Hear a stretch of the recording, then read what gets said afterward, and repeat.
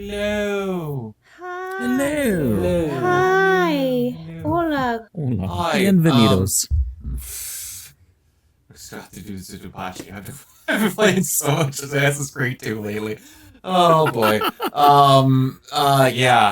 So podcast is back again. Got a decent amount of both to talk about this time, so that's kind of nice. But yeah, let's get into each other's weeks first. Not me, Mike. No, Mike. No. The actual hell? Why isn't it? Hey, Jacob. All right, I guess it's just not. Okay, what's going on? Now it's not moving? What the hell?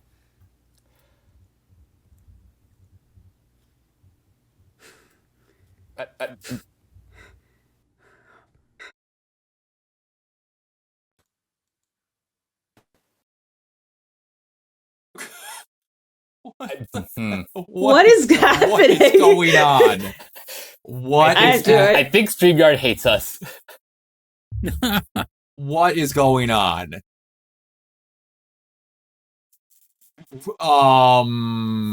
What's happening right now? Oh, let me see if I could put Oh God. in there. Is it the solo layout? Hold on. Oh, there I am. Okay. Not sure if that's the big one, but we might have to make it work. I'm not seeing that. BT dub. So you click on the picture and then the little circle hamburger thingy. Those are words. Okay. All right, so you go here. I'll just throw my mic on. There we go. Mike, go.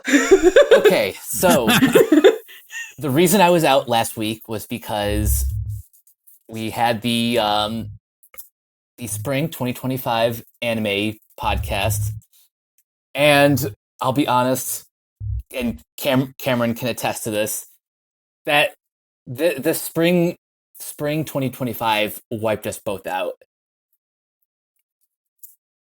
We had a lot of shows to get through, like 29 of them. Jesus. And only like 3 of them I would say are like actually worth recommending. I'm not surprised. Because so many of them are like the power fantasies or, like Isekai number 576, just ugh.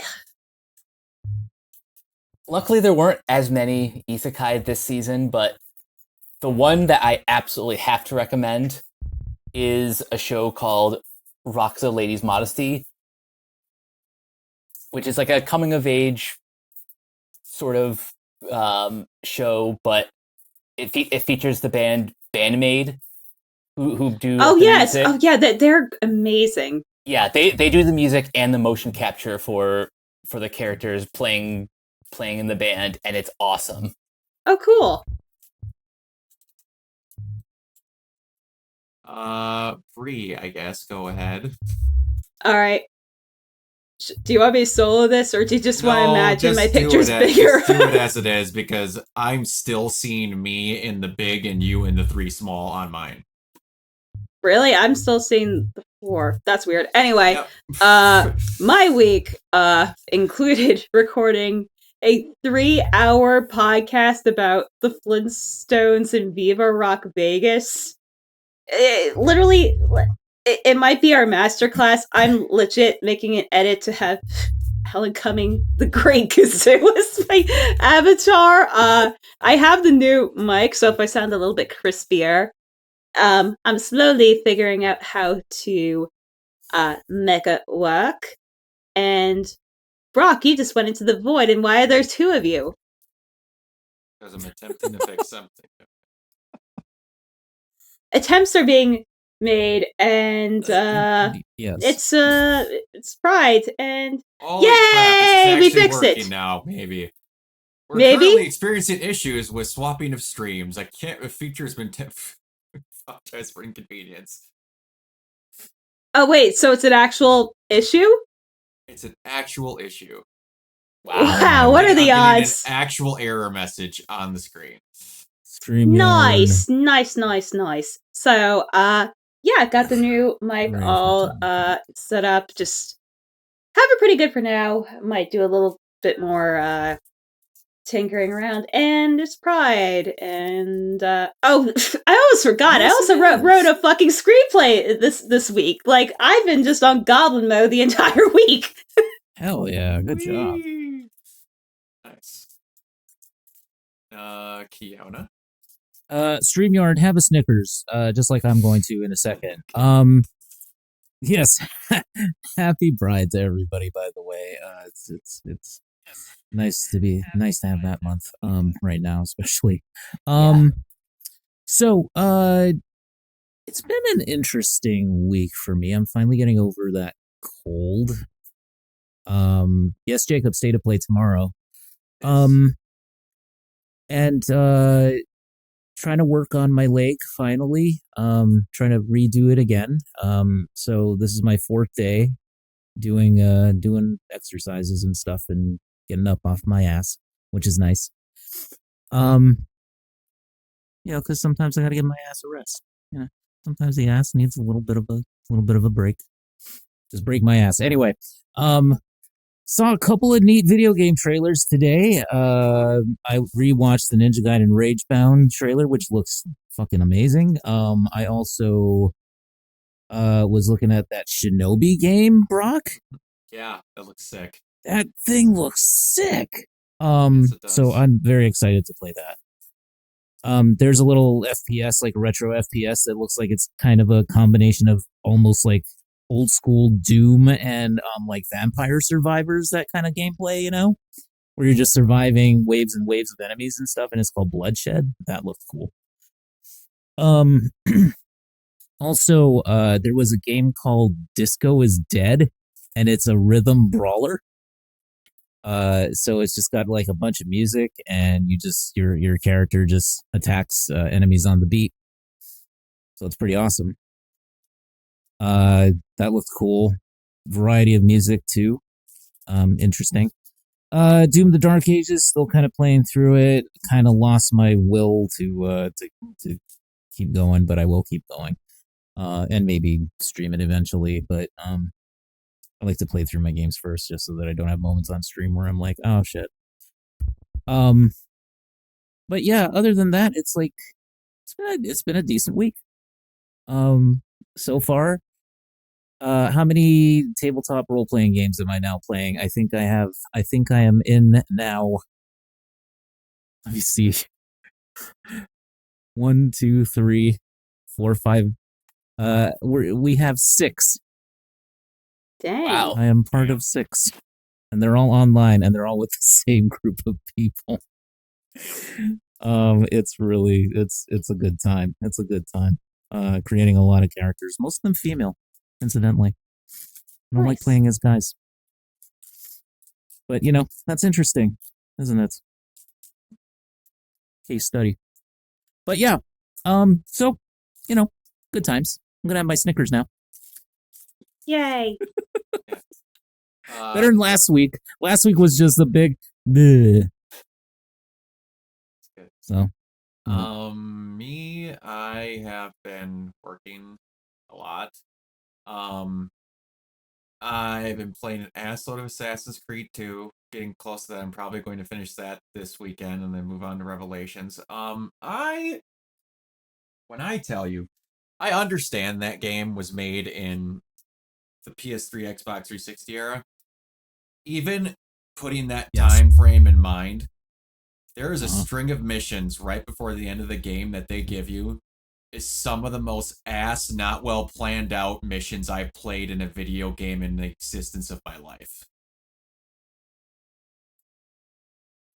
That's given the time frame and the restrictions of the system as well.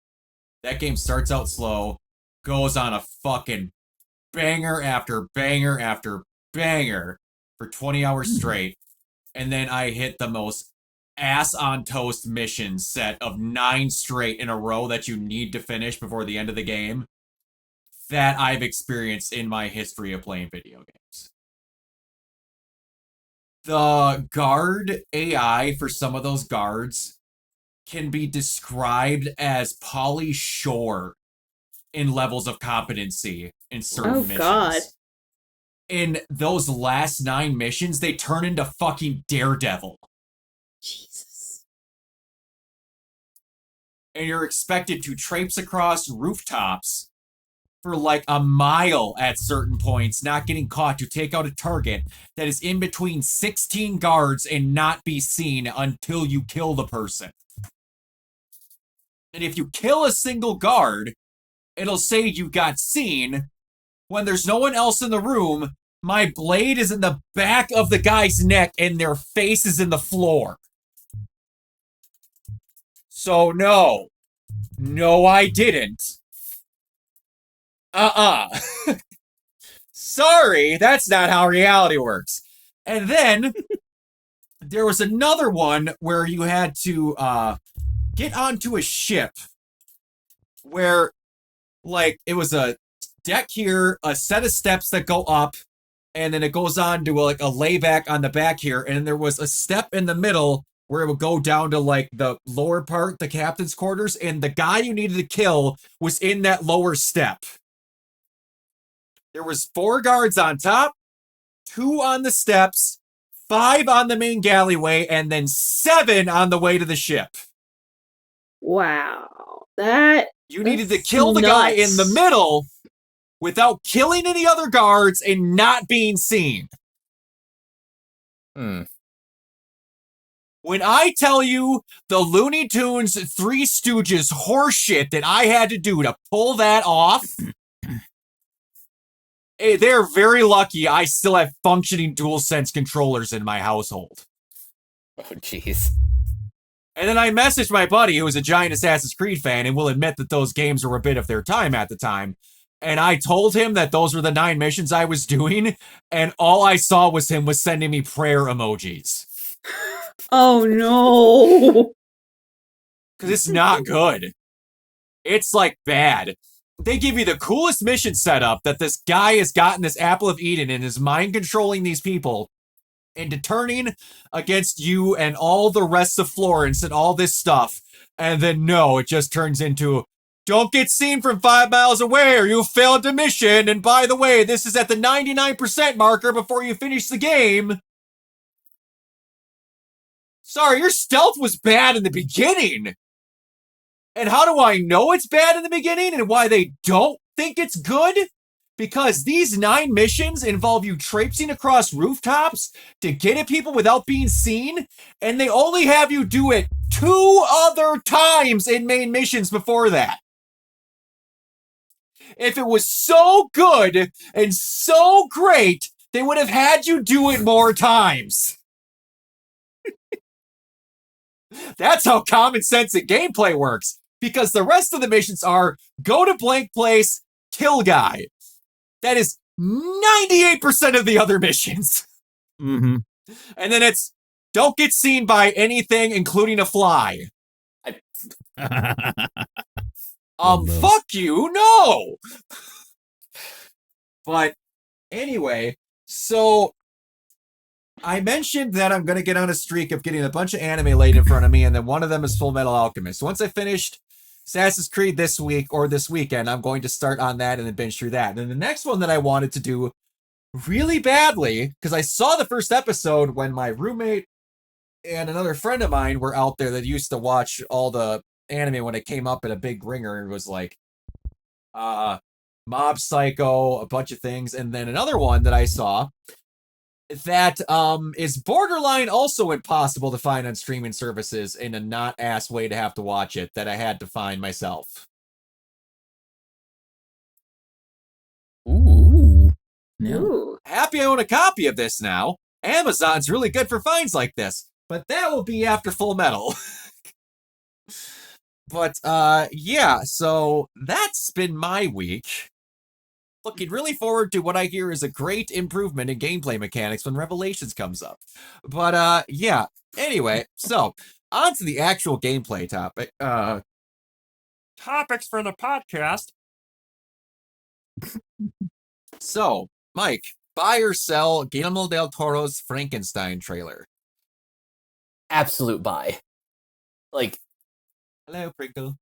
the only thing I sell is the fear that this won't make it to theaters, but because it's Guillermo del Toro, I'm pretty sure he's gonna be like, "Hey, can I have 1,000 screens for a week, please?" And do Por really favor. well. Kiona? I buy it. Yeah, I liked it. I definitely like it. I think it's dark and it looks very, very Del Toro. So you know that he's going to do something different. That's 3. Hell yeah. I mean, it's Guillermo del Toro and Frankenstein. I'm like, it's the opposite of how I feel about Logan Paul. And I will not utter those words again. There's a lot of ways I can take that statement. It involves a sandwich spread. You know what? I don't even need the context. You were on stream when it happened! What are you talking about? Oh, never. Okay, never mind. Okay, we're gonna not. Yes, exactly. We're gonna not. Okay. Yeah. Let's not. Kiona, buy or sell that Stranger Things is actually finishing. I mean, buy or sell the trailer. I mean, I know it's like so weird. I'll cautiously buy it. I'm not really sure until we actually get it in our grubby little hands, so to speak. Also, buy or metaphorically. sell that the last 2 sets of episodes are dropping on Christmas and New Year's. And the first one is around Thanksgiving. Yep. Yeah. Yeah, that's a little strange, but okay. Stranger Things, yeah. Anyway, Yeah, I feel that. I buy what little footage we got because most of that trailer was like montagey stuff. I absolutely yeah. What was there? sell Maybe like release 20 date. seconds of new footage. Yeah, at most. Yeah. I buy that we're getting it. Like, I saw the picture of oh no, I can't remember the character's name. His little sister. Oh, I know what you're talking about. Like, her graduating high school, and I think she was a middle Jeez. schooler when she started on the show. Yeesh. And there's only been 5 seasons of the show. And she started in season 2 or 3. No, I think she was there she from in 1? I think she was. Like barely. Okay, but either way, like, I will give, there's a lot, I believe it's become the fun thing to kind of rip on Stranger Things because of how long it's taken. But people like to forget just how much that show literally took the world over with its first season. Mm-hmm. Like, the show is good. It is very much able to laugh at it, though, that it's taken this long to finish. But well, also, I feel like a lot of people forget. I mean, yeah, it's taking long, but also them basically being pushed back at least a year because of like lockdown. Yeah, lockdown and then the strikes. Well, I get that and I get that. But this is also the problem that everybody likes to bitch about but did not think about. And it's something I wanted to mention for a long time. Hey, remember how everybody likes to talk about how TV was so much better when every year we could get another 22 episodes of a live action TV show? About that. Hey, remember when those used to star only TV actors that were only doing that TV show and didn't have to wait for 6 movies and 4 other TV shows to finish to find time to tape this one? I know. Everybody wants these big movie stars in these TV shows, but then when it takes 5 years to let their schedules line up, then they want to bitch. Like clockwork every damn time. Yes, Jacob. Yes. I did not. Oh, I did not. I forgot to watch it. I did not see that. No, I did I should have included that on the doc because there's one thing I want to mention about that movie. It's the first Hollywood production that is composed by Joe Hisaishi, which, if you don't know, he's the one who's been working on Studio Ghibli movies as far back as Nausicaa. Nice. Honestly, Oh, wow. good for him. Interesting. Alrighty, where is that? All You know right. who else I would be interested who would do more of a Hollywood score if Sawano ever did one? That'd be pretty cool. Yes. That would be good. Right. Mike, buy or sell our first look at live action Chopper. Honestly, he looks adorable. So Yes. I buy it. I don't know what else he would have looked like. I mean, He's a dog deer I person. saw like one or two maybe mad that he wasn't like a puppet, but like for the amount of things that he needs to do, that would be very hard, like very difficult. Like unless you have like a Jim Henson level thing, that'd be hard. But he's so cute. Like I just want to take him home, and also the casting was great.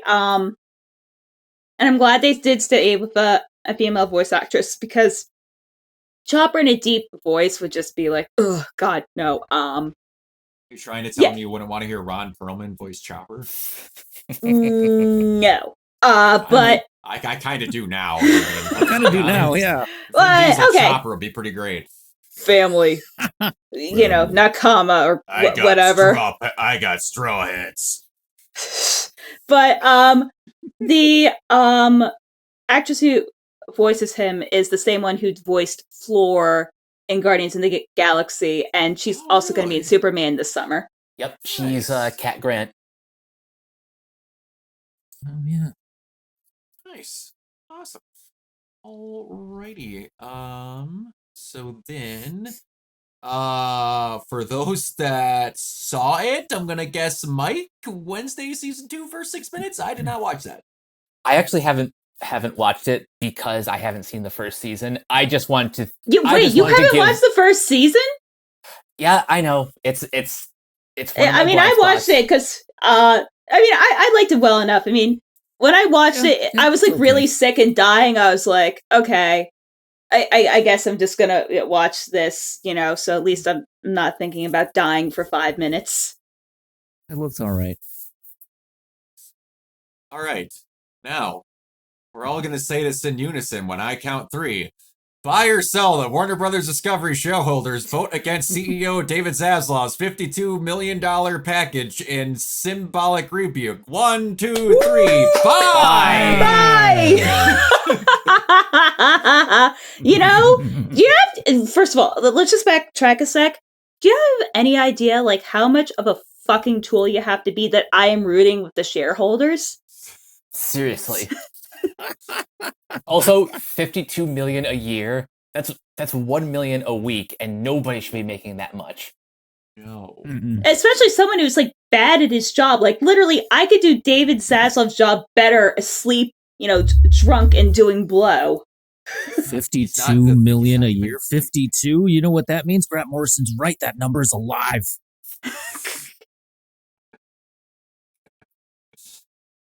Umbreon, we are not selling the fact that they denied him money. If you were selling that fact, you would want David Zaslav to get money. All right, so we're on to gaming news.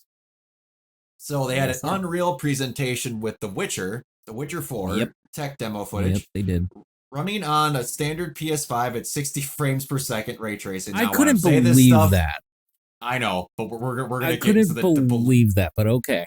We're going to get into the believe and not believe here, because there's something we have to talk about CD Projekt that we don't even have to mention Cyberpunk for.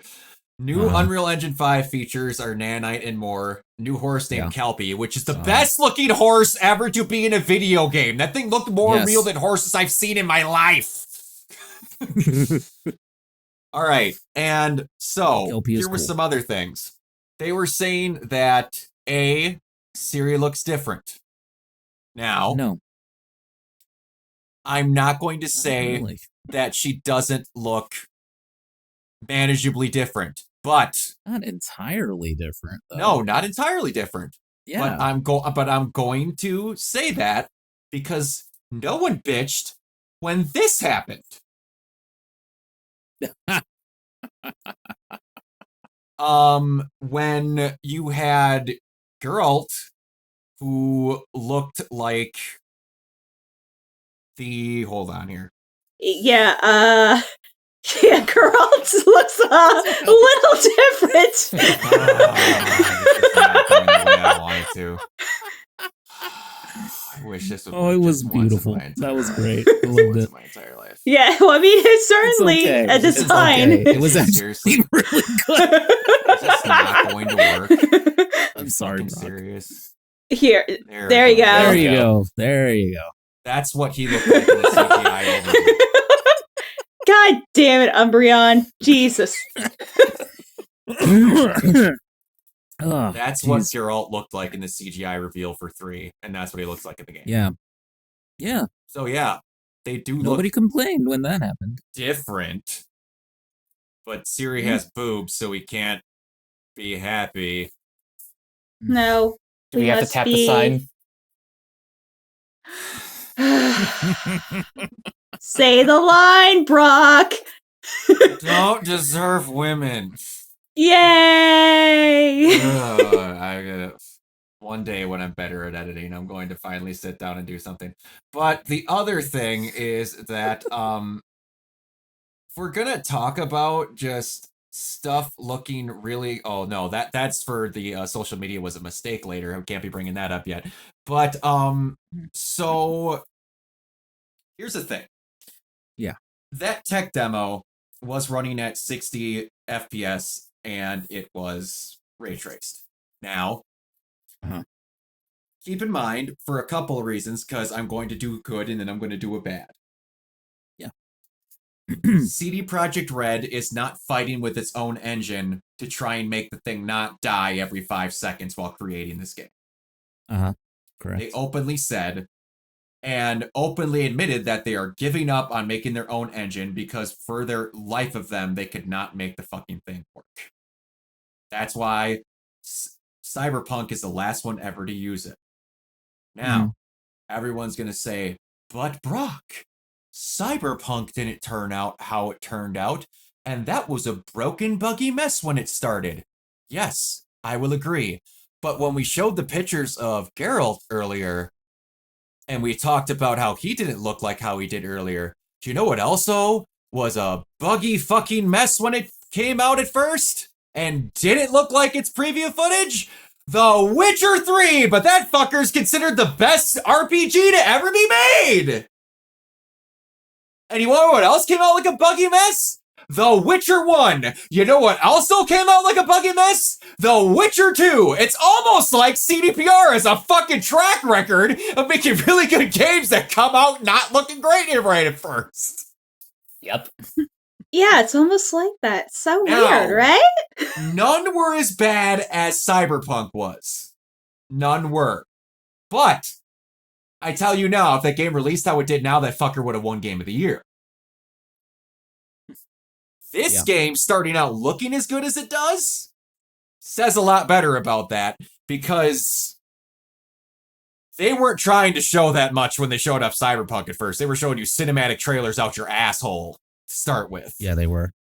And Unreal Engine 5 is incredibly easy to work with. It just has some issues like with frames and other things on PCs and some other problems, but whatever. I'm playing on consoles, so I don't care. But I will tell you now, if they actually make that fucker run at 60 with ray tracing locked somehow, because this game is starting out development on next-gen consoles. Their first game ever to do so. And I don't know if any of you have seen what Night City looks like now that it's fixed. That game's fucking gorgeous. And if they could have started out working with that instead of not trying to shoot themselves in the foot 500 times with their original engine, probably could have been looking like this, but you can't undo history at this point. But yeah, it looks incredible, and I literally cannot wait for that game. And we're going to have another thing to go on with that when we go later on. The social media was a mistake, and I'm going to have to say the line again. All right. Anyway, so Tango Gameworks is officially reopened with a new logo, and they are working on an unannounced new action game, which I don't know if that means that they're coming up with a new IP or if they're working on the name of the game, the IP that they got with the studio. I'm blanking. Hi-Fi Rush 2. Yeah. But the thing I know it's not is Evil Within, because Bethesda kept that IP. That's and if I understood correctly, apparently the Evil Within 2 did not sell really well, even though it is one of the best survival horror games ever made in the past 3 generations of consoles. But yeah, I'm very happy that they're open and they're hiring and they're working good and Craft and Save them, because they're a award-winning studio. Oh yeah, they're great. Yeah. What the fuck are we doing? Also, we don't need more great studios closing. Like, that's just insane. We'll have more of those coming up later. I'm sure we will. Yeah. Oh yeah, because I will have things to say about that.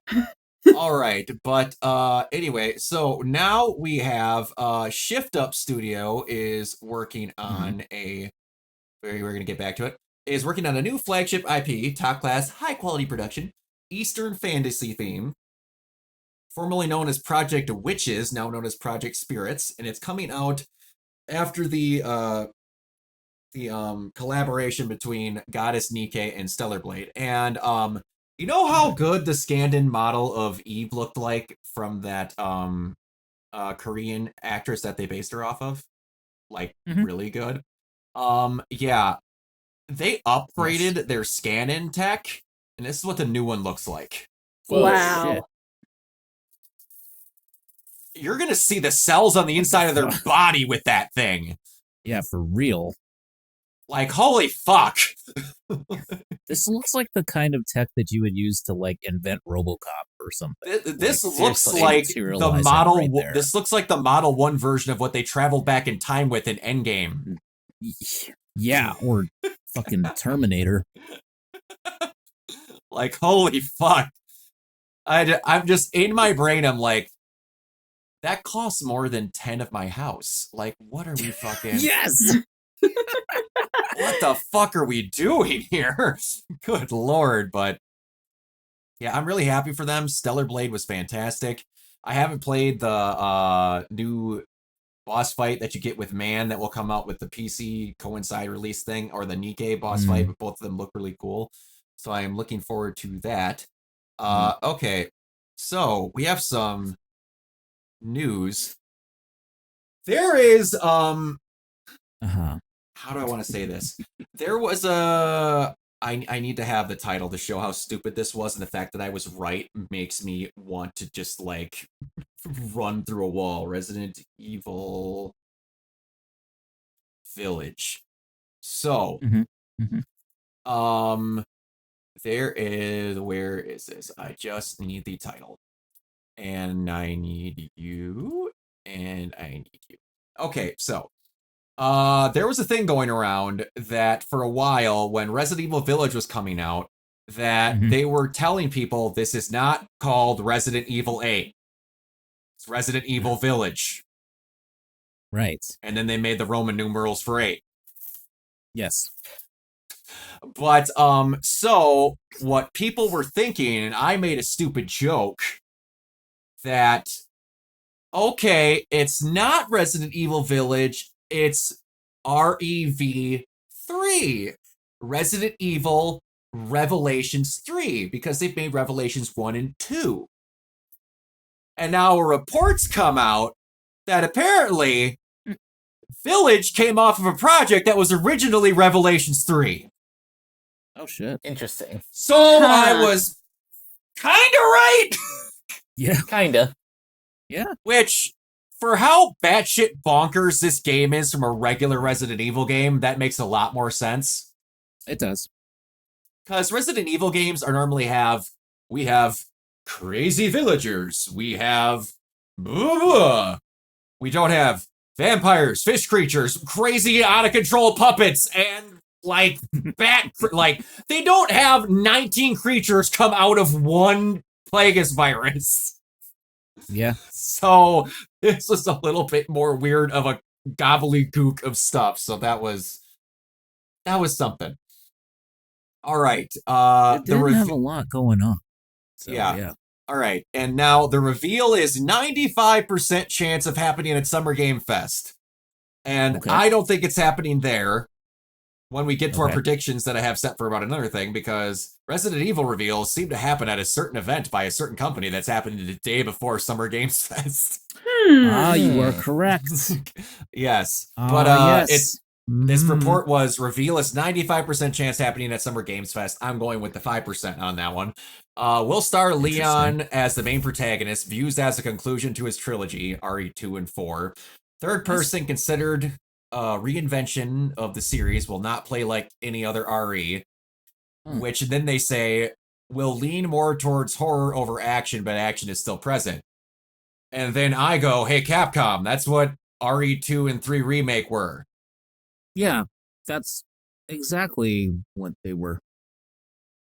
So if you're just going to say you're remaking it, it just is like those games from now on, I'm not going to complain, but we have that.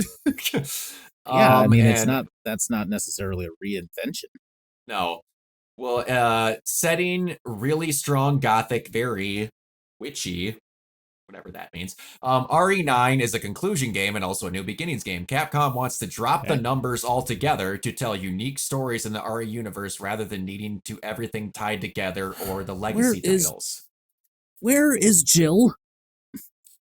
Apparently, she was scrapped when they weren't doing the multiplayer version of the game anymore that they canned back in 01 or in 2021 when they thought that, what was it? They canceled that version of the game when they thought that 7 wasn't doing well, and then 7 did unbelievably fucking well, but now they kept Leon.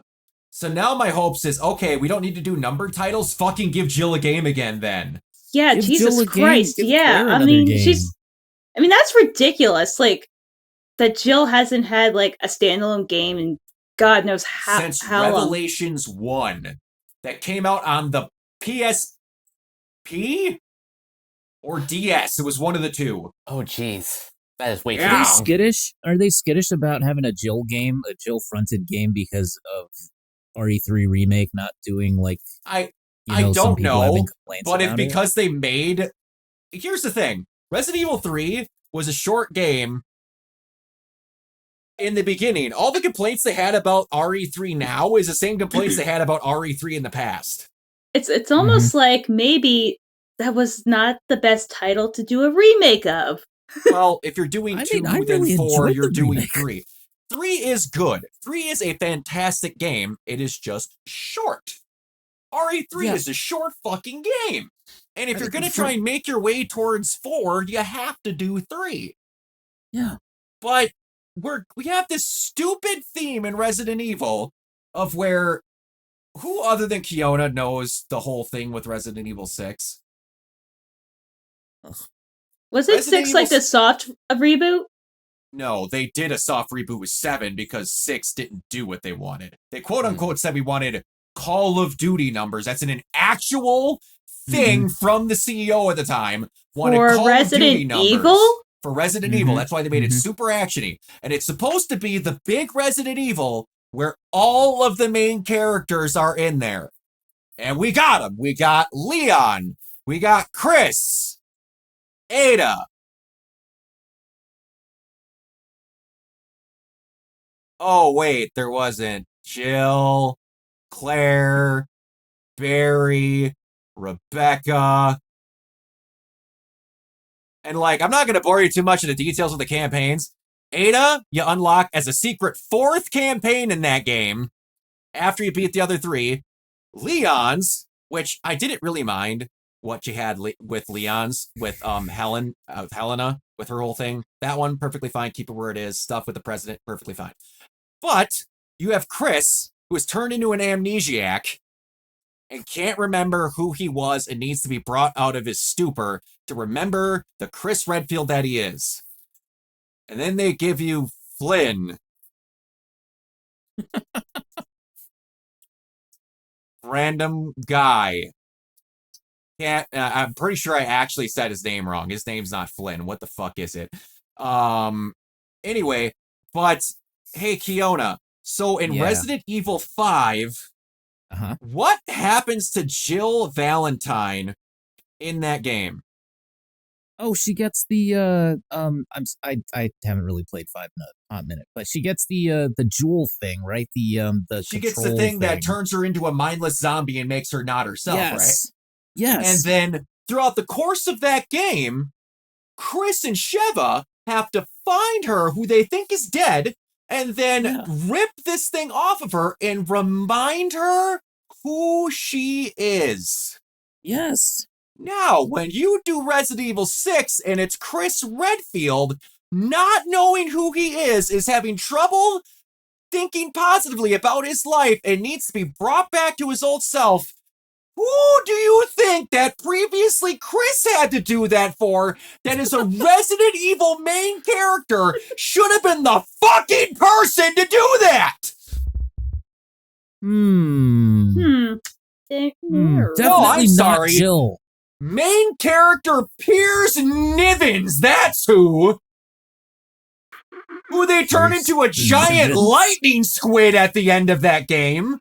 What? Pierce Nivens. I'm not joking. Lying, crying, I'm not shedding a tear. Then, in fucking the other campaign, we get Punchy Boy Wesker, Albert Wesker's kid, which I'm not going to say take him out. His name's Jake Wesker. His name's Jake Wesker. Yeah. He was a Resident Evil character that was based around melee and not guns. Not a bad idea. Didn't need him in this game.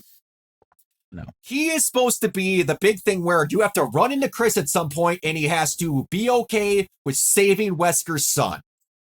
Sure. Perfectly good plot point. Keep him in there. Not a fucking playable character.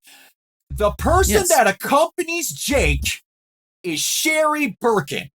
A character you have not even fucking heard from since RE2 on the PlayStation. RE5 came out in the PlayStation 3.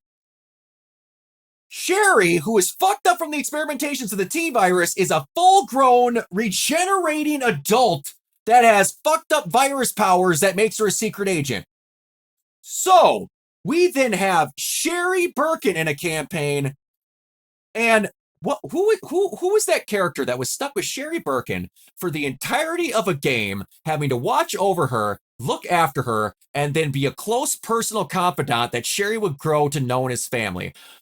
God, it rhymes with Redfield, and her first name rhymes with Claire. I'm not thinking of it. Claire Redfield. So in this game, you have Sherry with Wesker's son instead of Claire fucking Redfield, who you could have had the coolest thing where Claire keeps thinking she needs to watch after Sherry because she's newer to this, and then you could have Claire get sidelined and Sherry have to watch after Claire, and a really cool role reversal from the second game. But no, we need to have Jake Punchy Fisticuffs Wesker come in and just... If you're going to say this game has all of the main characters from Resident Evil and I get Piers Nivens and Jake Wesker? No! Yeah, that's literally the scene from Elf. You sit on a throne of fucking lies. Yeah, and then Rev 3 that got turned into 8 was supposed to star Rebecca Chambers. Out the door, fuck ya. Claire gets to be a damsel in distress in the Netflix movie they made, and Jill, give or take, they gave her Death Island, which was basically what Resident Evil 6 was supposed to be, where all the main characters are there.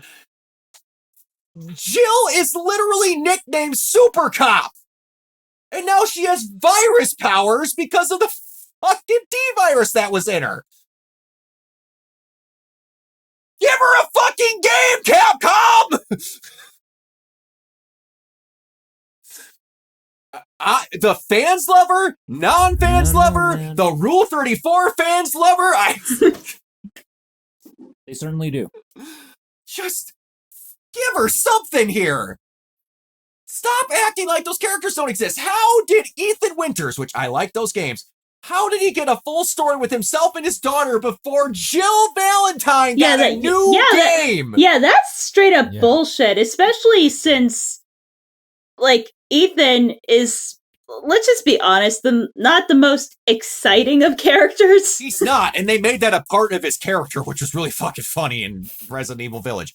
But, and the best part, in Village, they show you that Chris, who has his own squad now, which Jill isn't on, I know. or Sheva, for that matter, for whatever fucking reason, is going into the village to kill the Megamycete, and they see the BSAA, which Jill and Chris both worked for, along with Sheva, are now using bioweapons for their work. So they go, hey, we're going to leave that as a plot thread that Chris is going to look into that later. No, in RE9, it's just going to be Leon again, and fuck all that shit. Something that Resident Evil is just good at, by the way. It's not just this one. Anyway, all right. But enough about me bitching about Resident Evil games. We get enough. No, about that was needed. No, that was beautiful. The predicted launch timeline for these games is RE9 in 2026, the RE0 remake in 2027, which needs a remake with a fucking item box, for Christ's sake. And the one that needs the remake the most, Code Veronica. Yes, Code Veronica, please. Yes, and RE0 may change development lead, swapping it with Code Veronica, so you might get one over the other. All right, couple last details. RE9 was developed by Capcom Co-Dev 1, Koshi Nakanishi, Resident Evil 7, and Revelations. It's a huge project with outsourcing. Development reset twice in COVID and in 2022. It was originally set for reveal in summer 2024 with a launch in 2025. Speculated to be revealed at Summer Games Fest. Resident Evil 0. But there were development changes halfway through. RE Code Veronica is development by Capcom Dev 1 with Opino and Cody directing. There is a not impossible for RE5 remake to happen, but it's currently not in the cards. But that's the one I want the most because you're showing you could do fucking multiplayer and 4 with Luis. But, yes. Okay. All right. Now, a really cool thing in video games happened. Zenimax Media, owner of Bethesda, id Software, Machine Games, Arcane Leon, and formerly Tango Gameworks and Arcane Austin Workers Union have reached an agreement with Microsoft. Yay, union! Yes, Very good. It sets a new standard for the industry in terms of wages, includes substantial across-the-board wage increase and new minimum salaries, protections for employees against arbitrary dismissal, grievance procedures, and adds a crediting policy to acknowledge QA contributions on video games. Good. Agreement on how AI is implemented, ensuring use to enhance worker productivity, growth, and satisfaction without causing workers harm. Good. Provide notice to the union in case where AI implementation may impact the work of union members to bargain those impacts upon request. So, awesome. I'm going to be honest with you. I didn't think I would hear Microsoft being okay with a union, but that makes me very happy. I did not think so either, honestly. Plot twist. Yeah. Jeez. That blew my mind when I saw that. But that's awesome. It needs to happen more often. That's good. Unions are good things. All right. So, the initial version of Expedition 33 did not have action elements to the combat, but the creative director, interesting, I'm going to say this wrong, Guillaume Brochet, wanted the game to stand out and be different, so he decided action elements from his favorite Japanese death games. And here's the lineup. Sekiro, Devil May Cry, and Dark Souls. I like how Devil May Cry is in there. Devil May Cry is in there, yeah. The cool. Dark Souls series to create the game's reactive turn-based combat. When I created the prototype... that's why with the parrying. Yeah. When I created the prototype that combined JRPGs and I need to start saying death game action more. That's my favorite thing. Yeah, ever. Just say death game action. Death game action that I love and includes parrying. I felt like, wow, this gameplay is fun. Yes, all right, I love parrying. And as much as I feel bad for some people, this was funny, so I had I had to include this. Oh my god, we have to do this. It's really fucking sad. I saw. Oh my god, this is my first time seeing it. Oh, wow. A Concord Developers commemorative release plaque is being auctioned at a Goodwill store. Shit. The bidding has currently reached more than $2,500. I wonder how many Concords you can buy with that money. None currently, because you can't buy it. Holy crap. That's really sad. Damn. That's really fucking sad. And you want to know what's even sadder? 2,500 wouldn't be out of my price range to say that I owned that. Wow. If I could have a Concord commemorative developer plaque in my house somewhere just for a talking piece, can you imagine anyone walking into my do house it, going, Brock. how the Just fuck dude, did you get that? fucking do it. Find get a out hold of place. If I Find could the get a hold of option. that, if I could get a hold of that Goodwill, they would get a call they weren't expecting. How much for shipping? Let's have a conversation. Well, Like it's I either tell gonna you be right you now, or maybe John Oliver. maybe. I tell you, if I was wealthy, that thing would be at my house already. I'll be like, 10 grand for that fucker. Mail it to me. I'll pay the shipping. Have it, sir. All right. Oh my so god. now on to something that's sad because it's There you go. sad. Adrian. I could buy it with my bonus money. Hey man, like I said, Do it. get that Do thing it. in here. So EA canceled the Black Panther game and shut down Cliffhanger Games. Ooh. All right. Oh, God, Now- what the hell? Now, Stupid EA. as long as I'm not saying this is an okay thing, if the reason they gave is whatever, on the business side, I at 40% get it. If this is true, it still fucking sucks and they shouldn't have stuck the studio. All right. Why was the Black Panther title canceled? Executives were frustrated that the game had not left the pre-production stage after nearly 4 years in development. If that is true, that is a very long time, and someone like EA, I can see losing patience. They still shouldn't have canceled the game and shut the studio down, but I would see insane frustrations at that point. Studio was building an evolution that would expand on the ideas of the Nemesis system. We're never seeing that thing. But, so, you would pick between T'Challa, Killmonger, and Shuri to compete to be the next Black Panther, and whoever you did not pick would end up becoming your rivals in the game. The plot would have involved Skrulls invading Wakanda and use the Nemesis system like the Orcs in the Shadow of War games, but Skrulls. It would have been perfect. The EA is going to focus on fewer franchises because what? Yeah, wait, what? They move ahead of Black Panther's cancellation. They're currently focused on Mass Effect, Iron Man, Star Wars Jedi, The Sims, Skate, because you know you're going to make more money with Skate than fucking Black Panther, Apex Legends, and Battlefield. What? And also you hear about like the whole team that's on it. Like they had Carla fucking Ortiz. Like, are you shitting me? They had a lot of devs from a lot of different studios, including most of the people that were at Monolith that went, nope, okay, cool, you shut us down here, cool, we're going to EA, and then they shut them down. What the fuck, man? I feel bad for the Monolith gang. I kind of don't see that Iron Man game coming out either. Yeah. Low-key, I kind of agree. Real, if I honestly don't see any.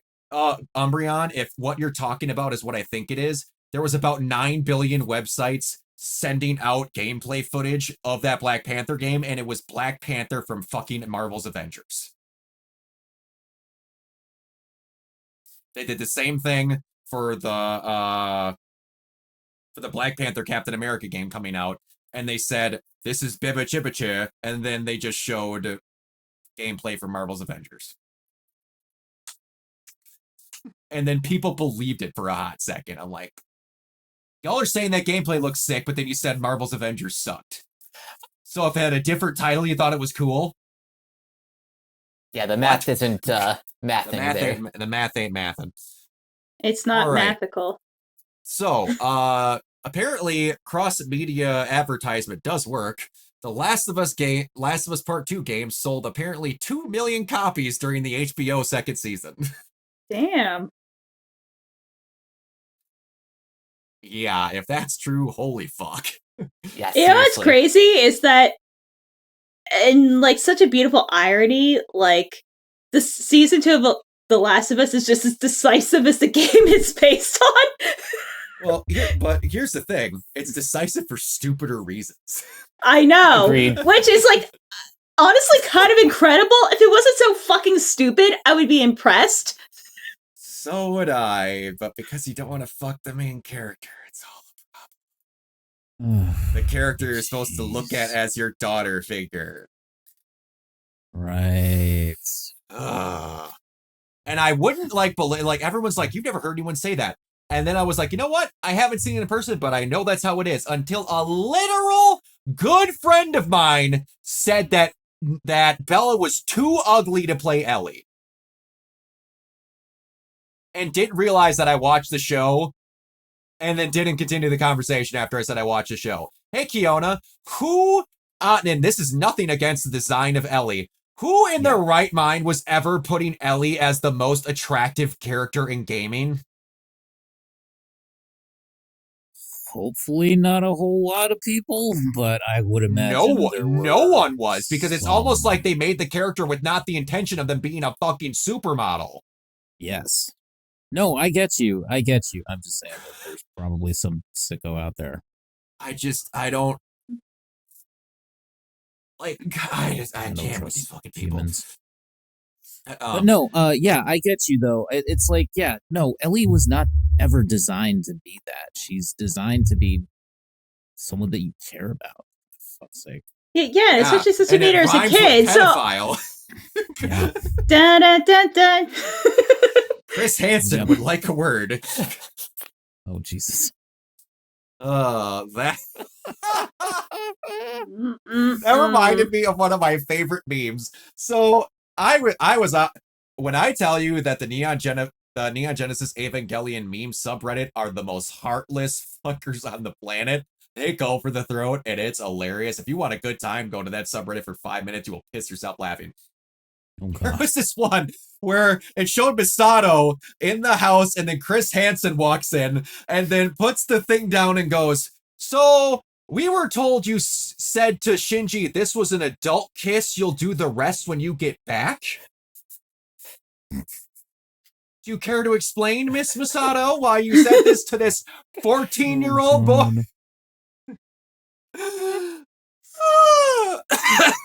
I mean, like, even in context, it's like really weird. It's not good in context. Yeah, no, but I thought like the whole point is that Shinji like knew, like, yo, this bitch ain't ever coming back. Well, what the thing was, and it's wrong in practice, she literally did that to be like, young boy hormones, I'll get laid if I survive.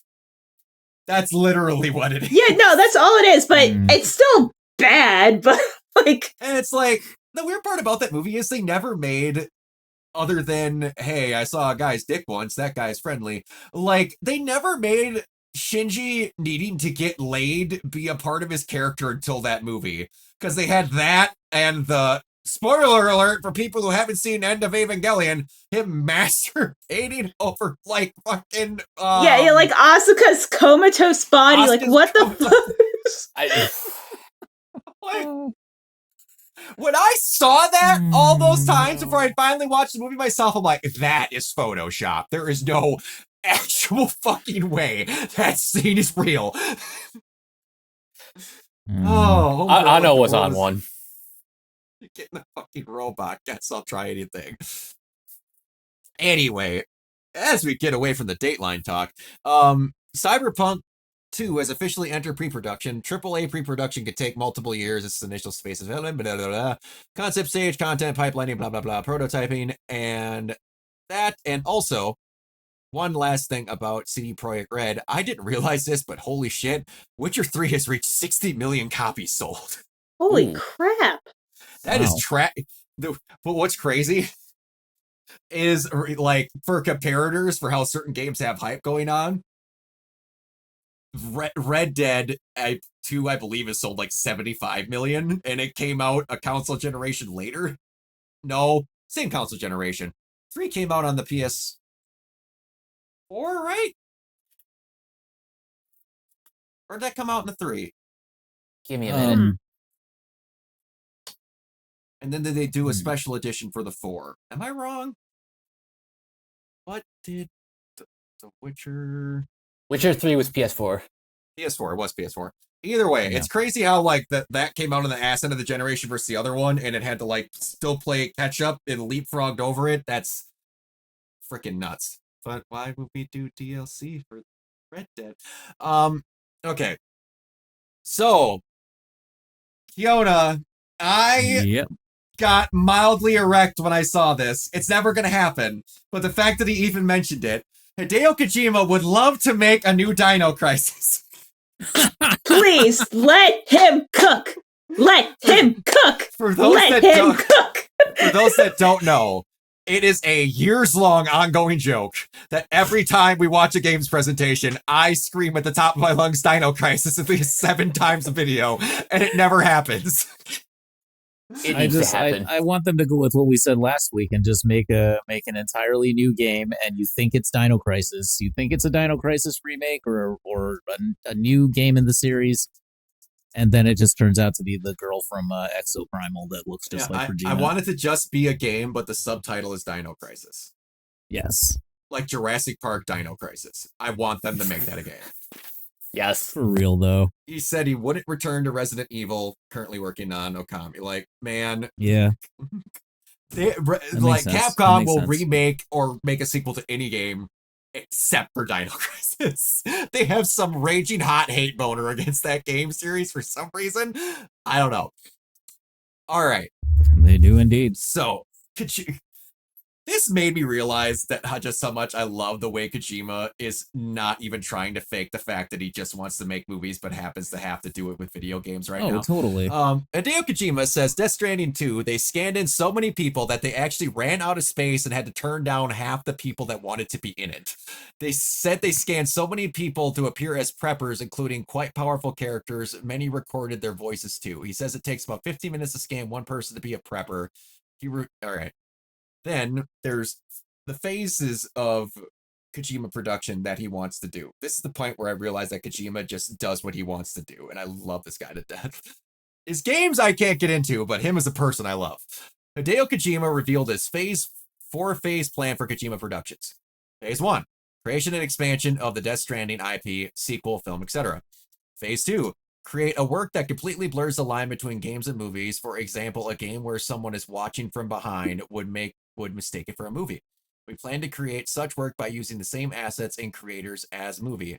That Synat, or however you say that game that he's making for Sony. Are you? Oh no. He clipped me. Oh no. Oh What? no. I think he clipped me. Oh no. I'm gonna have to watch that later. I saw my own Twitch link. I think Umbreon just clipped me. I'm not excited to see that. Anyway. Blaster.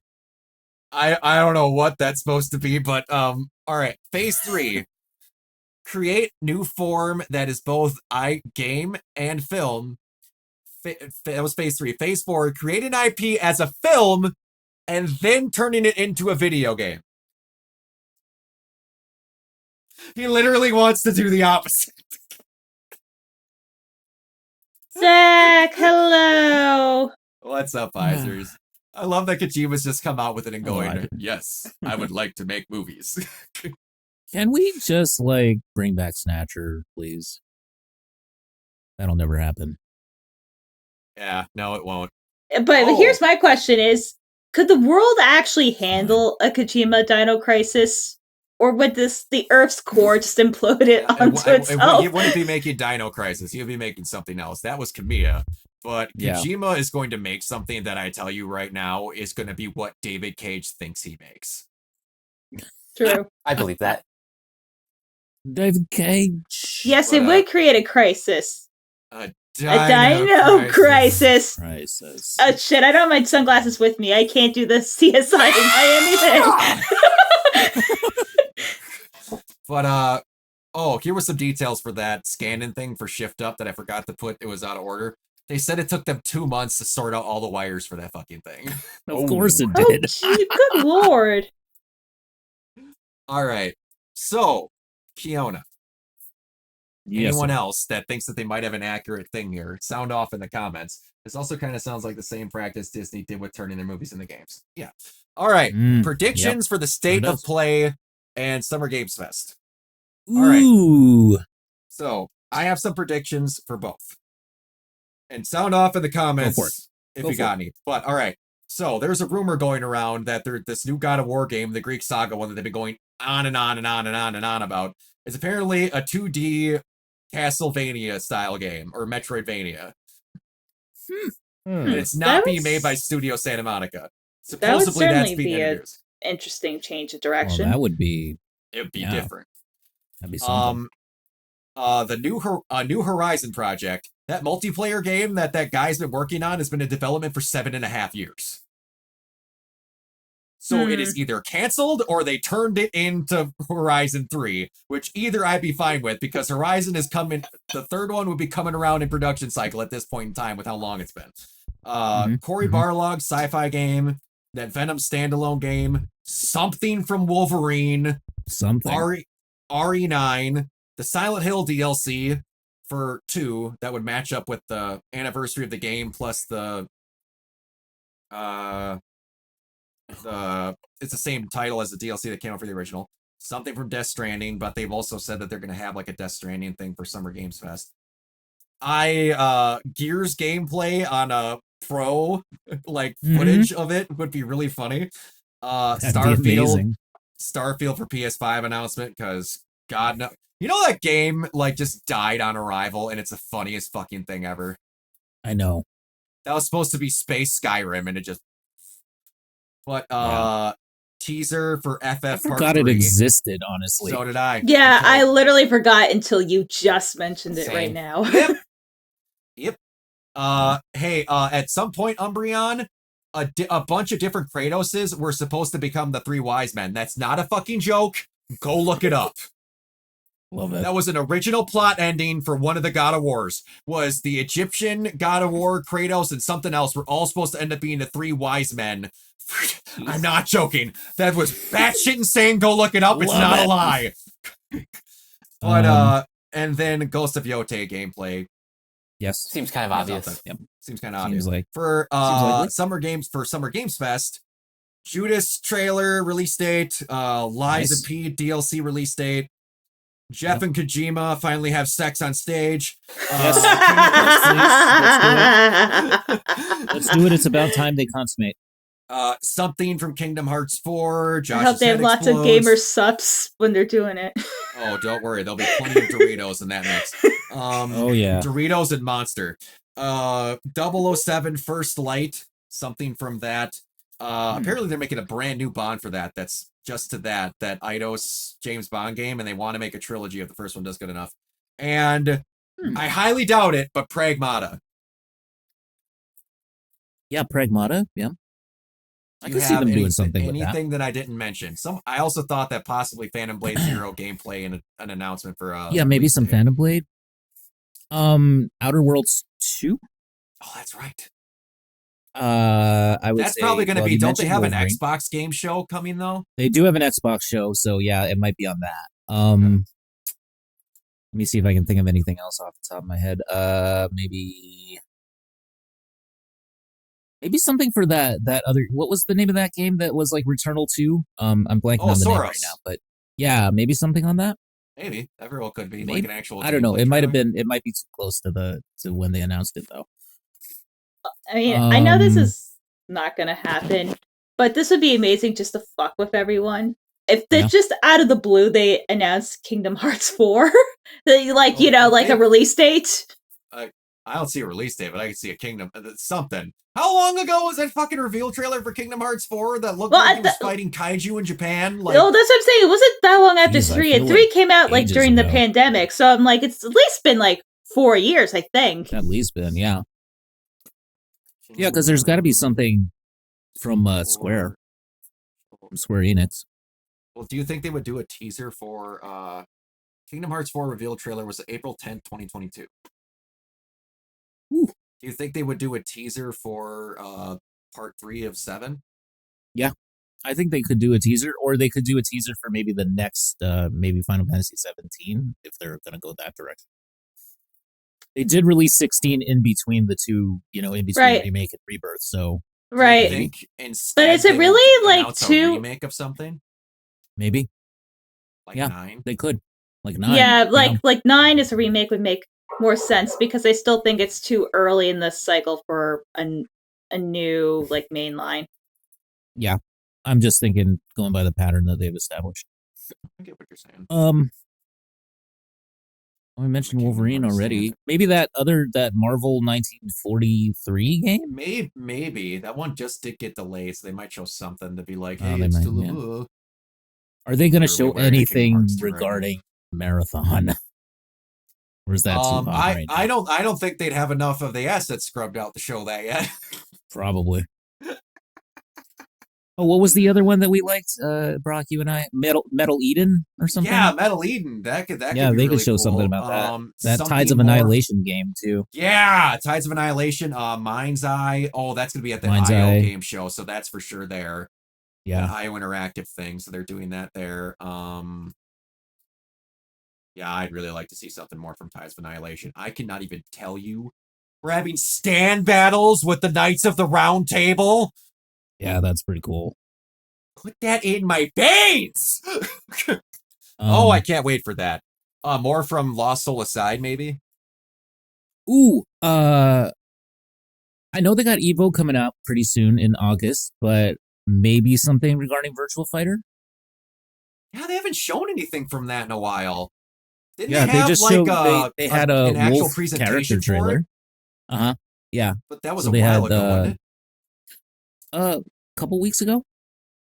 No, they didn't just they did, have like, a a little Sega thing? giant presentation about just the game a while back?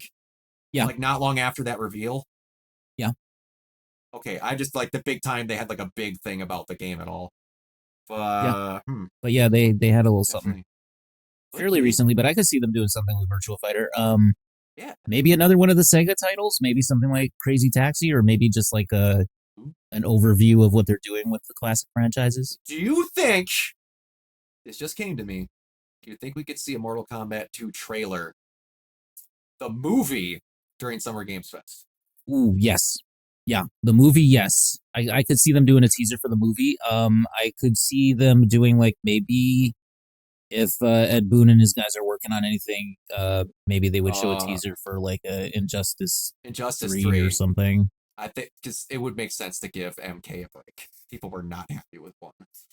I know, and it makes me sad because I actually kind of liked it. It wasn't as good as 11, but I did kind of like it. It's just like anything else that people like as people know. Maybe they still haven't released from Cyberpunk into Guilty Gear, right? They still haven't released Lucy.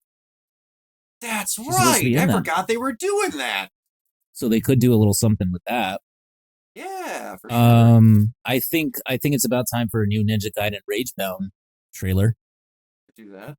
Maybe Or something with doing Ninja up- Gaiden 4 I was if just they about to do it say at that, yeah, Microsoft. 4. If they do it at Xbox. Oh yeah, that would make sense since they're publishing. That would make sense. Would there be any other shows or media that would make sense to have trailers there? Fallout, I don't think. Unless, well, they finished shooting a bit ago, didn't they? Think so. I think so. So they could have something about that. Yeah. Spider-Man 2 DLC does not exist. They went out of their Curious. way to say that they're not going to have Spider-Man 2 DLC. They overly confirmed that. Fallout is going to be fun. Oh man, that would be something crazy if they actually I got would out of their way to make. give my left lung and kidney for a new either Marvel vs. Capcom or a new Capcom versus SNK. But I think if they're going to announce anything like that, it would probably be at Evo. Yeah, that would make sense. And I forget again that Sony owns Evo. I forgot about that. But yeah, no, I think it's gonna be fun. I love when we finally get around to these bigger game conventions and stuff that we get to have that. It is blowing my mind that we are 6 months. This year's half over already. I know. I know. Yeah, That's seriously. like really fucking with me We're too. like 4.5 months away from the Game Awards already. Mm-hmm. Time's going by God. too fast. I know. It's I insane. feel like I did that Game Awards stream with you guys like 2 months ago. I know. I feel like it's only been like. It doesn't feel right to me. No, it doesn't. No, insane. everything is wrong. Everything It's is weird. wrong. Everything is lies!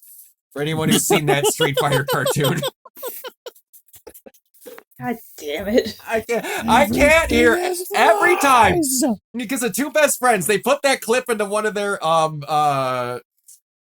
super best friends brawls, and I'll never not hear it any time in my life. Cammy punches that computer and screams away. Yes. Everything is lies. Everything is lies. Oh, it's so good. Alrighty then. So, now that we're on to movie news. All right. The Last of Us Season 2 tallying nearly 37 million global viewers. Holy shit. That is insane. And the number was growing per episode. That is amazing. That is amazing. One thing that did not Interesting. happen in the show, and I didn't realize it until someone pointed it out to me. They didn't kill the dog in the episode. No. And Craig Mazin did that on purpose. Yeah.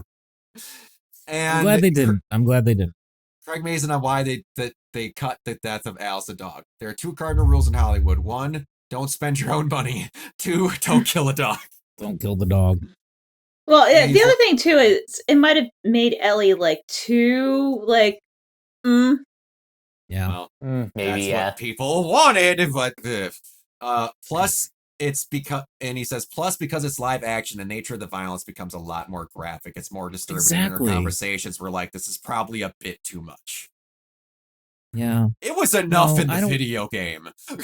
I don't want them to kill animals in the show. I just don't.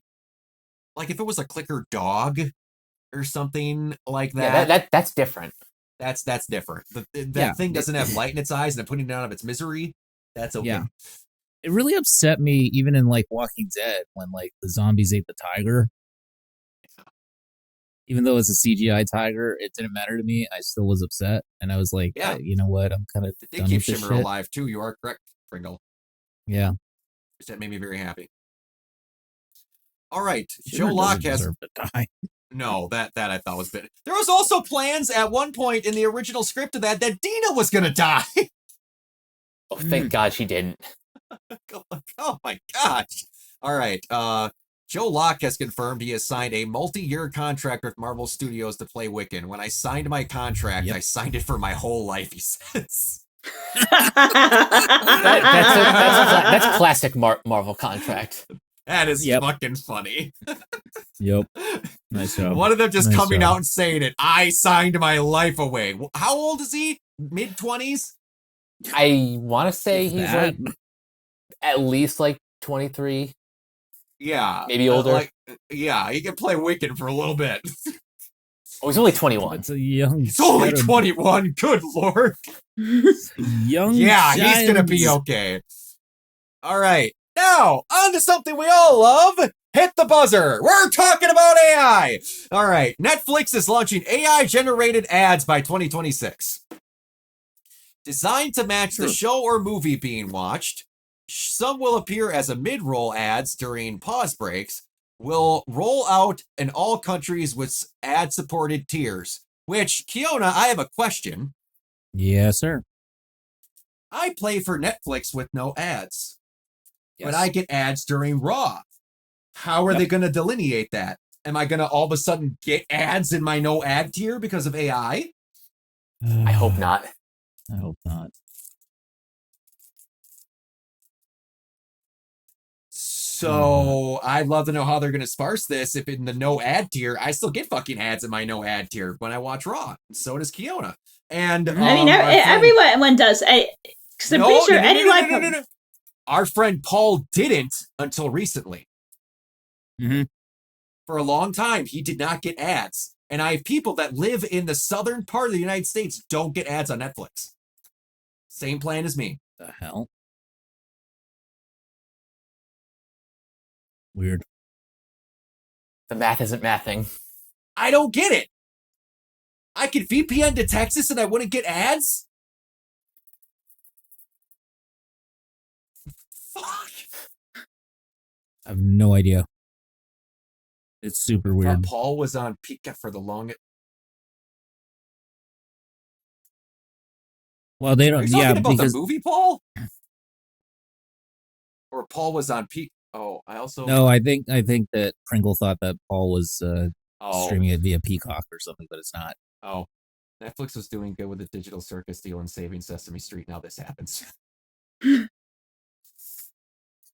Curled Well, monkey's paw. Yeah, I think it was a regional thing. That's the only thing I can think of. It has to be. It has to all right. be, All right. but that was still weird. It's still very weird.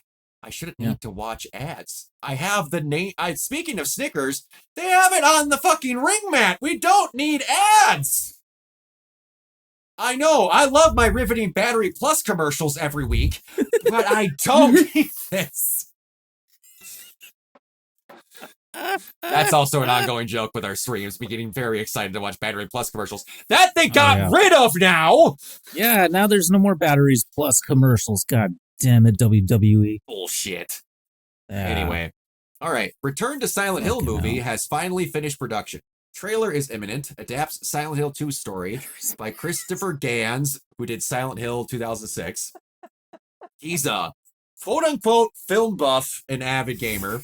Filmed in 2023 in Serbia. Cast and crew know Silent Hill inside and out. Psychological, horrific essence of Silent Hill. Visual horror and dramatic tension. Targeting Halloween 2025 or early 2026. I mean, in his other movie, I got to watch Pyramid Head rip all the skin off of a woman in one shot, so... Lovely. That's... the original Silent Hill movie is also one of the only movies that Sean Bean lives through. So... Is he the villain? No, he's not. He's a hero.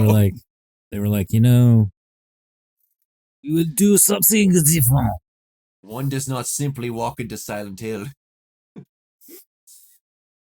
But, We will make Sean Bean the hero of this film trilogy. produced by David Cage. Yes. And then, for no reason, I will make Pyramid Head rape a girl for plot because it has Oh, to happen Jesus in every Christ. film. Oh, no. I challenge you, go play those games again. Every single female main character gets put in that situation for no fucking reason. Anyway, but 'Cause he's a sicko. yeah, that's pretty wild. Hideo Kojima has confirmed that there is an anime adaptation of Death Stranding currently in the works. I don't know what that's even How in the world? Yeah, what are you gonna? but I can feel Josh's erection from here. Yeah. Well, that's It's pulsating that's and a- it is powerful. a mighty big one. That's gonna get clipped. Oh no. Mhm. Oh, Clip it. his- Clip it up, Brian. oh God, singing. Anyway. Oh, God. Hurry. God, I have to send you this post show audio clip from my podcast. I'm not going to give you any prelude, but Well, Oh, boy. we'll watch that later. Oh, All boy. right. So Chris Hemsworth released a statement that got everyone very scared for his likelihood of remaining in the MCU. Chris Hemsworth Yeah. released a statement and thanks Marvel fans for supporting him as Thor. Playing Thor has been one of the greatest honors of my life. For the past 15 years, I've held Mjolnir and then Stormbreaker as the God of Thunder, but what made it truly special was sharing all of it with you. Your passion, your cheers, your love for this character has meant everything to me. Thank you for making my journey through the MCU unforgettable. Next up, Doomsday. In other words, Roy Kent is killing him in Doomsday. For those that don't know, Roy Kent is playing Hercules now, and he's Yep. going to get revenge for him killing Zeus. Yep. Maybe. I It's- kind of it's- don't see him making it out of these films. Yeah, no. Hasn't Yeah. he like been saying for a while that because Contracts up. well, not just the contract, but because he's kind of he had a health scare not too long ago that he's slowly yeah. retiring Oh yeah, from that's acting. right. That's Yeah, he's right. kind of rearing back on how much stuff he does for the sake of seeing where he's at mentally. So, like, I see I, understandable. I gladly mean, one he's last been doing hurrah. this like close to like 20 years now. I'm like, if he's done, It he's will be done. 15. It'll be 15 years next year.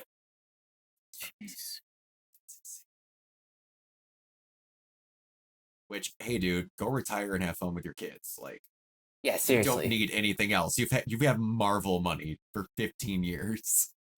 God damn it. Yep. Yep. Of course. Of course.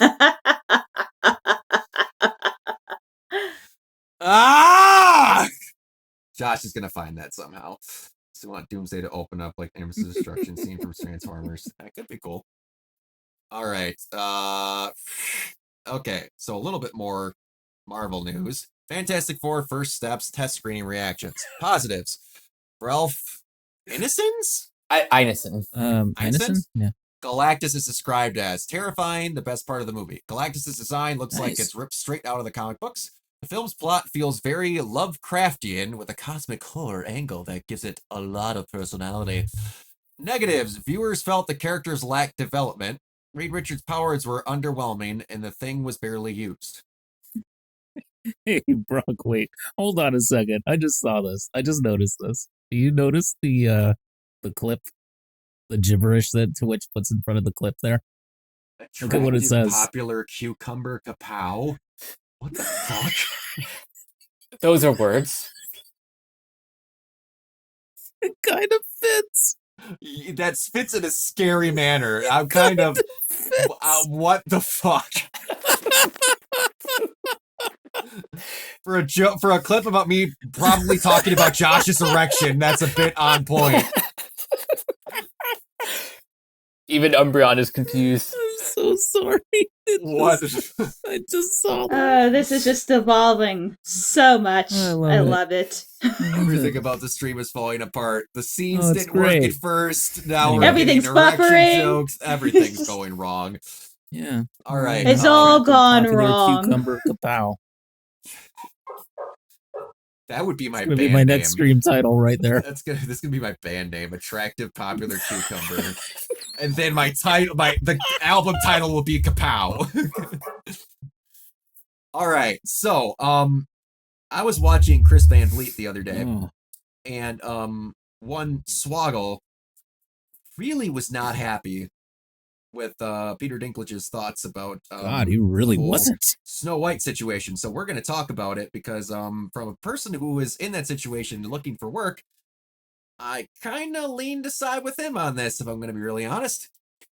Quote unquote, Swoggle is not happy with Peter Dinklage via Chris Van Vliet. Fuck you, Peter Dinklage. Piece of shit. Fucking hate him. He costed so many people in my community jobs with that Snow White bullshit. It pisses me off. I think he wanted to make a statement and he thought he was making something cool, hip thing, but it wasn't. When he did Elf, that cash checked just fine. Tyrion Lannister was a role for a little person. He cashed that check for all those years. I'm okay with not going for Brad Pitt's roles. Give me Grumpy or Happy or Sleepy. Major Disney remake? Yeah, come on. You're going to have 7 dwarves and their extras and their stunt doubles and they're all going to get paid, and he fucked it. Honestly, he's got a good point. He's got a very good point. Wow. Hi, Popeye. Elfie. Popeye! Hello! Sleepy Someone Popeye. crashed my stream. Sleepy Popeye. Aww. I will return. Please don't Alrighty. eat me. Sleepy Poppers. But, yeah, when you put it that way, Peter Yeah. Dinklage can, kind of go get fucked for that. All I have Because, to say is that wizard How- came from the moon. I will admit, I'm one of the few people that actually liked an android having no personality because it's supposed to Yeah. just be a robot. It's actually kind of funny. Yeah, and a lot of his deliveries were better than Nolan's. I like Nolan, but anyway. Yeah, they don't have a lot of opportunities to get other roles. So you would have had backups, you would have had stunt doubles, the whole thing. Yeah, that would have been, yeah. In a major Disney remake. Instead, you created a situation that made sure it was a failure. We've woken the hive! That's one of his best line deliveries in the game. It really is. But yeah, gotta agree with Swoggle on this one. Yeah. Not gonna lie. But all right. Kind of want to wait for you to come back for Go this. honk your horn, Swoggle. Yeah. Okay, so recently a thing happened that a lot of the wrestling community is not okay with and have been made very vocal about it, and so has most of the rosters. Ron R-Truth Killings has been released. Yeah. So, I am not going to say that this is a decision that I would have made. No. But I'm going to put myself in CEO brain here. I do not think this was Triple H's call. Or at least it was not. He came up with the idea of getting rid of Truth. I feel like, and I'm not trusting Jonathan Coachman's statements because Jonathan Coachman has been saying a lot of great things about Vince and how Vince should do this. Jonathan Coachman could go shut the fuck up on his thoughts about this. But anyway, I think that either he was getting paid handsomely, TKO noticed it, and they're just, because he was not released, they are not renewing his contract. They are not just dumping him, which is what Vince and Co. would have done back in the day. I'm not saying it's better by a lot, but it's better by a little. I have a feeling that going forward, you're going to see a lot more people that are kind of just there to be the known names are going to start going away. Like Well, when he... Go ahead. Right after they released R-Truth, they also cut Carlito. Yeah, he's not getting his... So Carlito makes a lot more sense than Truth. It Because does make Carlito a was lot more doing sense. literally nothing. R-Truth... Yeah. Here's the thing that also makes Truth me think was that... really good. That makes me not think this was Triple H's decision. Yeah. What match did Truth have right before that? Yeah, John Cena. Who was his hero, right? And John Cena's supposed to be ruining wrestling? Yep. If it was Triple H's idea to release Truth when his contract goes up, don't you think Triple H would have went, hey, in storyline, you're going to face your hero, and John Cena's trying to ruin wrestling. We're going to make the match. If you win, you get the WWE title. If you lose, John Cena kills your career. Yeah, just everything about this move to make makes John like Cena no sense. Even more of a heel. Yeah, which is like that's the thing that I think caught everyone off guard is because how involved like R-Truth has been in like recent storylines. Like this came out of nowhere because I think I was the one who like told you guys because my friend texted me like what the fuck Sunday morning. Oh, no, I knew about it because there was not a place that I could not fucking find that was pissed about Truth. I saw it at first and thought Truth was just being himself and acting like fakingly saying he was getting released. But no, he did actually get released. But I'm thinking that TKO is going to start looking at all the wrestlers that have been around for forever and been like the steady hands to help people. Like Truth going away and Carlito, that was a nostalgia grab that I saw going away, and Carlito basically said that in his goodbye. I'm telling you right now, Kofi and Xavier are going to be higher up on that list. Miz has deleted everything from his social media involving WWE. I can see him very much coming up on that list. Natalia, I could see coming up on that list. There's a lot of people that have been in there for going up on like 15, 16 years that are getting handsome salaries that I can see them cutting before their quarterly earnings report comes up. Yeah.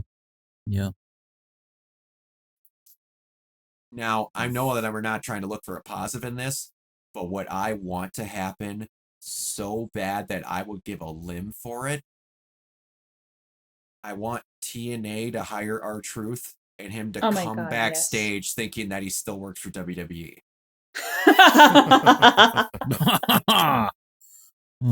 Because they're having all the TNA stars looking up. Someone also made the joke. I don't see AEW doing this, but the way they presented this idea was fucking funny.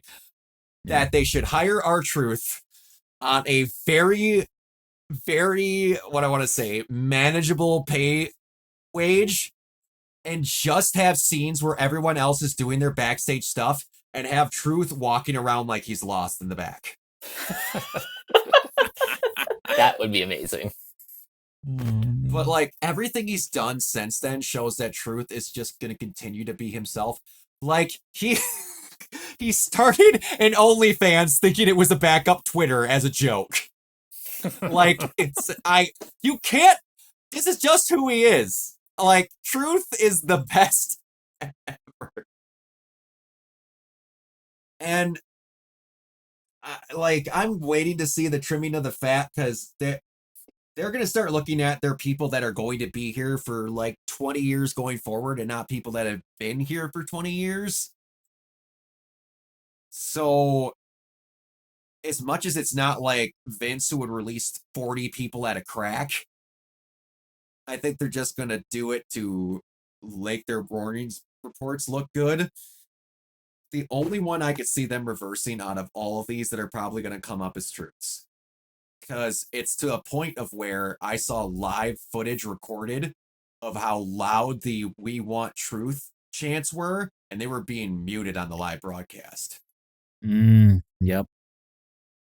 So they know full well this is happening, because when other people got released and other crap like this has happened, they've let the crowd say what they want. TKO is who let go of Truth. Yeah, like this definitely like it came to me as like almost like an NFL cap situation, but it just between this and like the last couple of moves in recent months, like this is like the first time like in a while that I like didn't watch Raw. I was just like, you know, like I'm out. Like I need a break. Yep, like them moving New Orleans back to Vegas because they make more money in that location. Yeah. Which I didn't even know about until my friend told me yesterday, because I guess I'm not as in there, which is total horseshit, especially since a lot of promotions already like booked events for that on Mania weekend. Yep. People that aren't giant wrestling fans do not realize just how much fucking money gets brought by wrestling. And also the fact that they've made WrestleMania tickets be basically down payments on a house. Yeah, like they're borderline getting to like Super Bowl ticket prices, which is crazy. It is. It's freaking insane. All right. Now, there's one other thing that is a wrestling story, but in a good way about a bad person. Good. Vince is fucked. Breaking news, John Laurinaitis has been dropped from the Janelle Grant lawsuit after agreeing to provide her evidence on the case. John Laurinaitis has agreed to cooperate and provide evidence in Janelle Grant's lawsuit against Vince McMahon and WWE. In the statement to Post Wrestling reads, his agreement to a confidential settlement is a pivotal next step towards holding McMahon and WWE accountable and bringing justice to Miss Grant. Mr. Laurinaitis looks forward to moving on with his life. We cannot provide any additional details at this time. At this point, Laurinaitis got paid a lot of money and he's going to go be quiet for the rest of his life.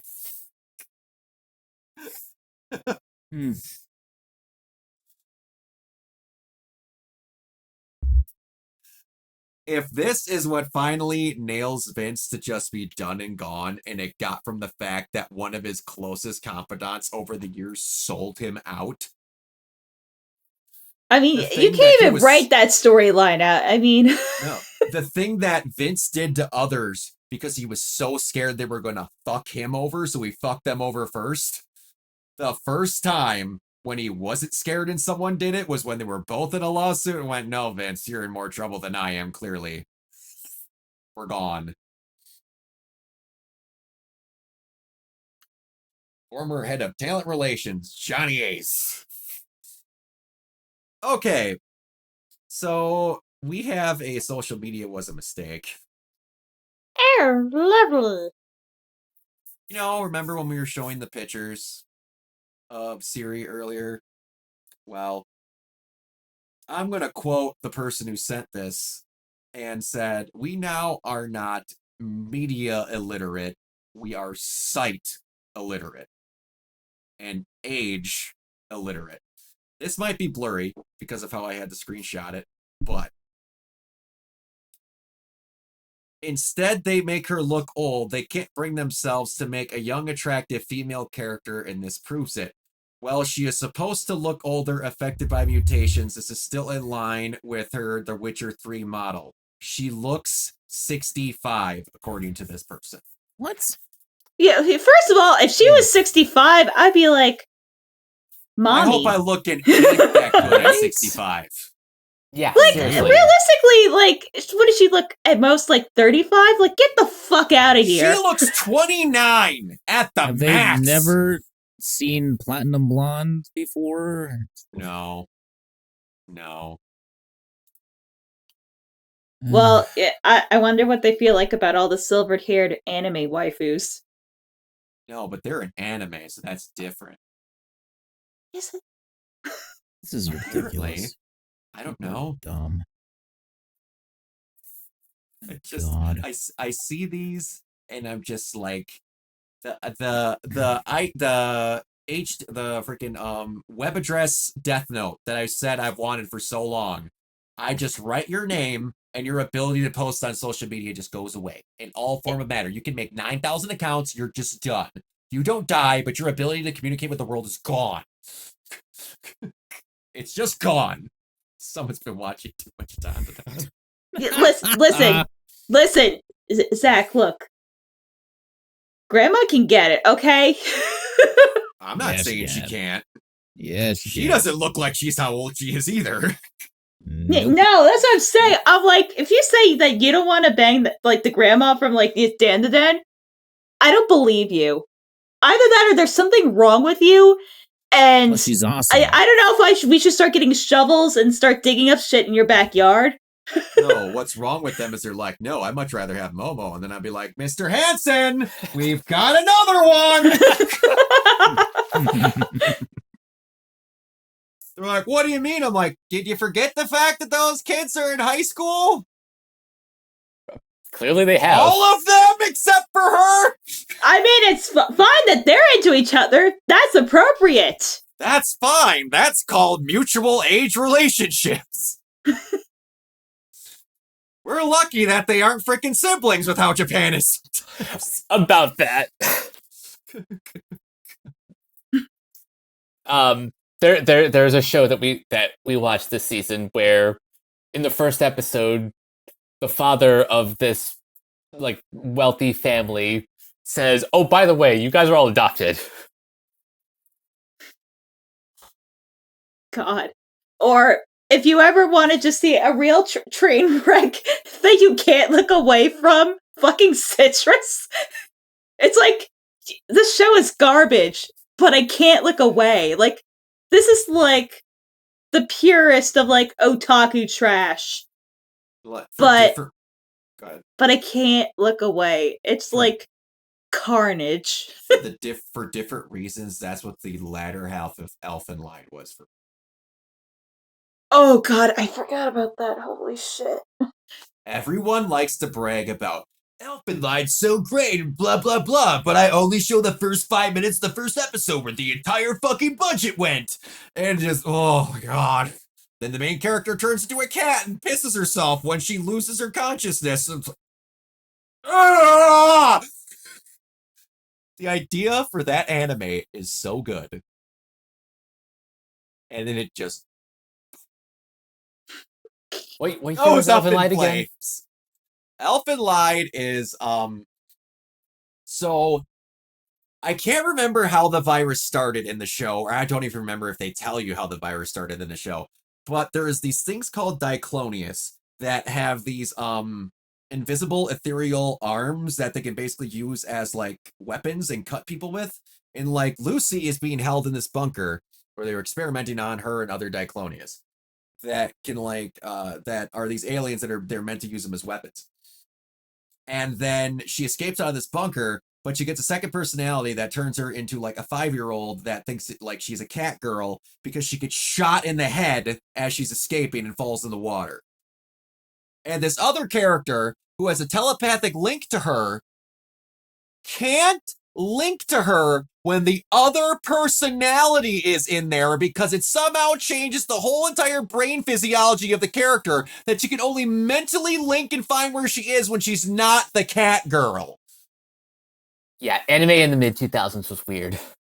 But, like, the thing that's great about it, the animation isn't because the studio shut down after the first season, which I'm shocked they made it through the first season. It's the most contagious virus on the planet. You don't have to get bit. You don't have to ingest blood. Nothing. If they attack you and it just brushes up against you, you're infected. You start turning into a Diclonius. It's the most spreadable virus in all of anime. And the idea behind it is awesome. But the animation's so bad. So bad. I feel like people just listen to the OP thinking this is like this high art, and then you watch it and you're like, oh. Yeah, you think you're Oh gonna no. like you're gonna go see a play at the Louvre, but then you go watch Son-in-Law. Oh, jeez. Oh, jeez. I hate how accurate that is. That's Like, too accurate. Stories, fine, but the animation just kills it. But I will tell you, they John Wick the main character in the beginning. Like, Lucy, before she knew she was whatever, like, had no friends. Except the main character, who forgets who she is, and then they reconnect later on, when after she escapes. She finds a dog, and is good friends with it. Then in the middle of their classroom, 4, like, I want to say 4th graders, viciously beat this dog to death and make her watch with their Jesus. bare hands. And then she massacres all of these elementary school students in the middle of class. And rightfully so. I cheered it on. But it was just like, how did you save the budget for the dog murder, but not the people murder? Elfin Lieds in anime. That's all I gotta. But yeah, that's all I had on the doc. Anyone have anything else? I just want to give a PSA that the first 3 episodes of Dandadan Season 2 open in theaters this Friday. That's right. Yes. Yes. That is quite awesome. And I'm actually going to get to meet Abby Trott at the next convention that I'm going to. Nice. I'm looking quite forward to that. That's gonna be freaking sick. But yeah, if no one has anything else, Kiona, where can everyone find you? You can find me on the Twitter at Neoplasmic24. You can find me on Instagram and Threads at Neoplasmic81. Also on Blue Sky at Neoplasmic and on Twitch as usual at Neoplasmic. Bree? You can find me on Blue Sky at crazylemur.bsky.social. I'm also on Instagram at lemurs1. I just updated my Blue Sky profile pic, so regrettably this is my rebrand, but anyone who's known me knows that it is unfortunately very on brand. And editing Lee Crop, gonna hopefully have that episode out in the next few days or so keep listen out for that. Nice. Mike? You guys can find me on various social media sites at Captain K42. You can check out my quick thoughts on letterboxd.com/CoachK42. And you can follow Renegade Pop Culture on Facebook and Blue Sky at Renegade Pop Culture. You can also find us here on YouTube, on Podchaser. Consider supporting our Patreon at patreon.com/Renegade Pop Culture. Listen to all of our podcasts on Spotify, Apple Podcasts, or wherever you listen. And last but not least, everything can be found at renegadepopculture.com. You can escape, so do we. Absolutely. You can find me everywhere at Organoid Zero, mainly on Twitch and YouTube. And as far as YouTube goes, which you might have already watched both of these by the time it takes, I don't know what it's going to take for editing because Bree's got other stuff going on that she's editing. Me and Kiona are going to be live reacting to both Summer Games Fest and the Sony State of Play. So Indeed we shall. yes, on my Twitch, and then the VODs will be up later on YouTube if you want to watch them. As far as my Twitch goes, I also am going to be giving away a digital deluxe edition of Ghost of Yote at the midnight release on October 2nd. If you want to be entered, all you have to do is be watching during the giveaway. I'm looking at you, Manny, yes, I'm going to call you out every single time. And also, you have to be subscribed. $5 basic subscription to win something that's worth $80. Once you get in and get that subscription and you're watching, you're going to get a prompt that's going to tell you to type in a certain thing, and it'll boop, enter you right into a automatic draw. It'll take about an hour and a half, and then it'll spit out a winner. And there you go. The next day you will be giving the code, because I will be getting it with my copy, because now they just send you pieces of paper with digital codes now instead of they video don't games. send you an actual disc anymore. Or like they did with Horizon, where they sent me the steel book with a code in it. Nothing. Beautiful. Gotta love modern gaming. But anyway, and then for my as far as cosplays and conventions and such, you can follow me at Organoid0 on Instagram. I finally figured out what my next 2 conventions are going to be, or my next 2 cosplays are going to be. One is finally from an anime, and I'm going to have to memorize a speech. I can guarantee it, because if anyone sees me in the cosplay, they're going to make me say the speech, so I have to memorize it. And 2 will be the very first cosplay where I'll not have to wear a wig, I will not have to shave, and I will have to practice in an Australian accent. It's from a video game. If you can figure out who that is, I'll be very impressed with you from just those 3 hints. So, that's all I've got going on, but until next time, we will see you all later. Bye.